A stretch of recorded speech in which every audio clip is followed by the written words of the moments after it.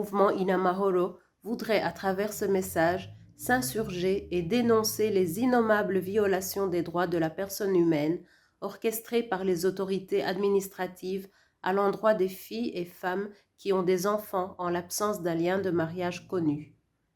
Ces représentants du gouvernement vieilli n'y vont pas de main morte. Ces femmes et ces filles sont arrêtées et une fois libérées après paiement d'amendes aussi lourdes qu'irrégulières, elles sont condamnées par les mêmes autorités administratives à l'expulsion en dehors de la circonscription territoriale sur laquelle elles exercent leur tyrannique autorité.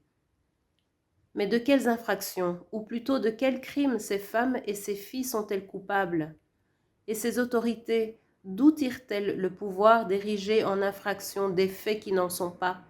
de s'en saisir d'office et prononcer des condamnations aussi lourdes que l'expulsion d'un citoyen d'un territoire de son pays? Il est reproché à ces mères célibataires tantôt de déstabiliser les ménages régulièrement constitués, tantôt d'être des obstacles au développement du pays. Quant à la déstabilisation des ménages, qui suppose qu'un conjoint s'est rendu coupable d'adultère, parce qu'après tout il faut être deux pour faire un enfant, nous voudrions rappeler, tout en soulignant que nous ne soutenons et n'encourageons pas ces faits, que l'adultère est une infraction sur plainte dont aucune autorité, même judiciaire, ne peut se saisir d'office. S'agissant de l'affirmation de ces dirigeants disant que ces femmes et filles mères célibataires constitueraient des freins au développement,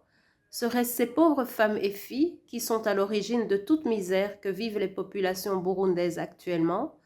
notamment la pénurie du carburant, la flambée des prix des denrées de première nécessité, toutes les malversations de deniers publics et tous les crimes économiques qui font du Burundi le plus pauvre du monde? Quant à la condamnation à l'expulsion de ces femmes des communes et provinces dans lesquelles elles sont établies, nous voudrions rappeler que notre Constitution et tout notre arsenal légal consacrent la liberté d'établissement des citoyens burundais sur tout le territoire national en vertu d'une dévolution successorale, d'un achat, d'une location ou tout autre moyen d'acquisition du lieu d'établissement.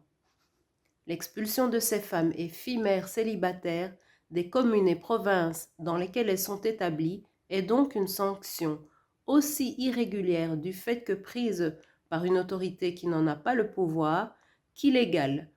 parce qu'aucune loi ne prévoit ce genre de condamnation.